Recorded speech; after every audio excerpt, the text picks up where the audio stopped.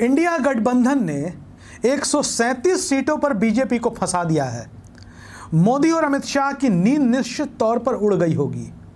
India गठबंधन देश की राजनीति के लिहाज से देखें तो कोई साधारण बात नहीं है।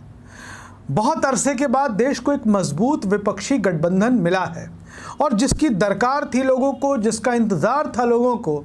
वैसे लोग जो भारतीय जनता पार्टी के विरोधी हैं, भारतीय जनता पार्टी की नीतियों के विरोधी हैं, भाजपा और संघ की आइडियोलॉजी के विरोधी हैं, वो एक ऐसा मजबूत गठबंधन चाहते थे जो भारतीय जनता पार्टी की सत्ता को हिला सके। हालांकि सत्ता हिलेगी, सत्ता बचेगी या सत्ता जाएगी, इसका फैसला तो जनता को करना है।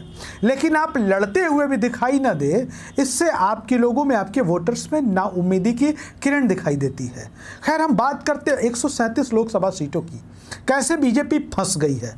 दरअसल एक आंकड़ा आपको बताते हैं, बड़ा दिलचस्प। आंकड़ों को अगर आप बहुत गौर से देखते हैं या आप राजनीति से जुड़े आंकड़ों को पसंद करते हैं, दिलचस्पी रखते हैं, तो हमारे इस वीडियो को आखिरी तक ज़रूर देखिएगा।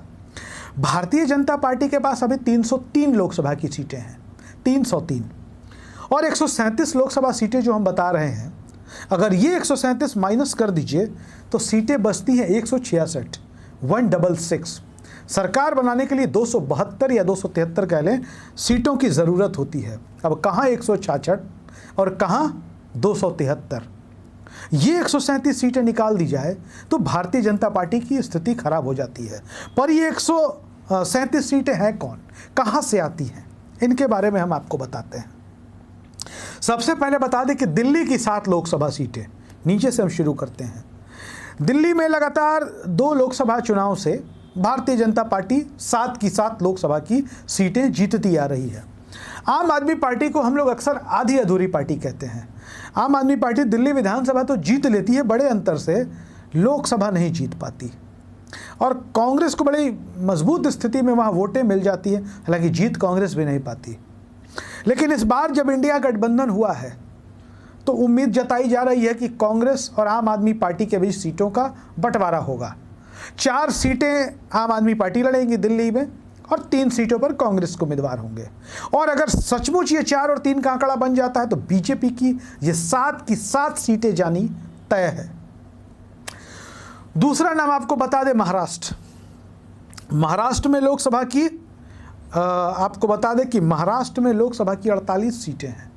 महाराष्ट्र एक बड़ा राज्य है और महाराष्ट्र की स्थिति यह है कि महाराष्ट्र में की लोकसभा में बीजेपी ने 23 सीटें जीती थी।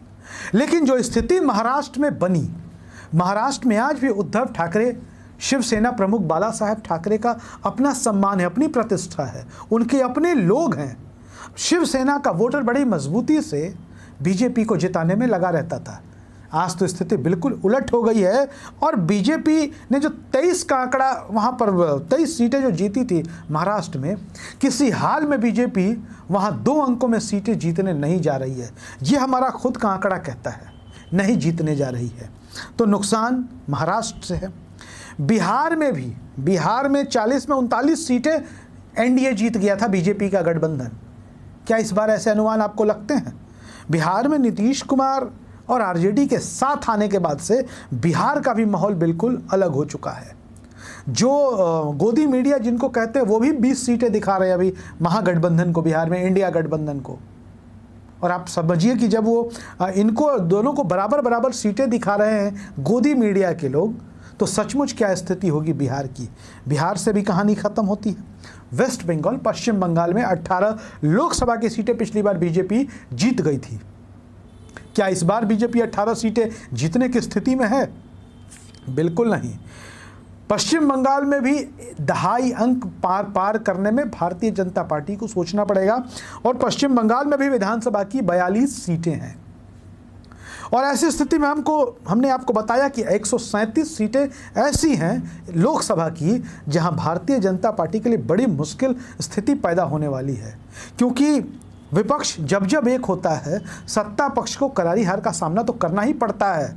बिहार का एग्जाम्पल ले ले 2015 का, लालू, नीतीश और कांग्रेस मिलकर लड़े थे, अता पता नहीं चला था। बीजेपी को तो कुछ मिल भी गया था, चिराग पासवान को कुछ नहीं मिला, मांझी को कुछ नहीं मिला, जीतन राम मांझी को, उस वक्त उपेंद्र कुशवाहा भी थे, कुछ हासिल नहीं होता।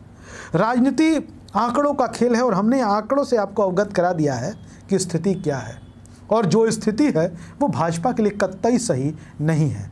क्यों, राजनीति में अगर 1 और 1 11 होता है तो 1 और 1 कट के 0 भी हो जाता है। यही गणित है, और गणित दिलचस्प होता है, खासतौर पर राजनीति का। देखते रहिए, आनंद लेते रहिए, हमारे वीडियो के साथ, हमारे चैनल के साथ बने रहिए। धन्यवाद।